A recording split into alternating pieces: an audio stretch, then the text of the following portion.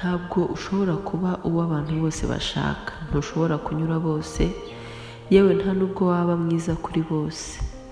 Ba uwo uriwe, wikihinduranya, wikiyambika umwambaro utagukwiriye, wikisuzuguza ndetse nawe ubwawe ukisuzugura. Abagukunda, abakuzi, abagukeneye ni benshi kuruta bari ubona wowe ushaka bagusaba guhinduka. Ugukunda by'ukuri azagukundira uwo uriwe aho kugukundira uwo ashaka kuba we. Ibuka, ntabwo uri igikoresho ndetse urihariye.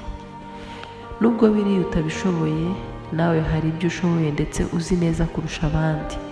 Uri mwiza mu buryo bwawe, urashoboye mu buryo bwawe ndetse uri umuhanga. Wikihinyura kandi ntucike intege, aho utageze none ejo uzahagera. Upfa kuba utari umunebwe, ibabarire kandi wishime kuko hariya niho imbaraga zawe none zari zigeze. Ntiwishinje amakosa cyangwa ngo wumve ko uri ikigwari. Wikwigereranya n'abandi.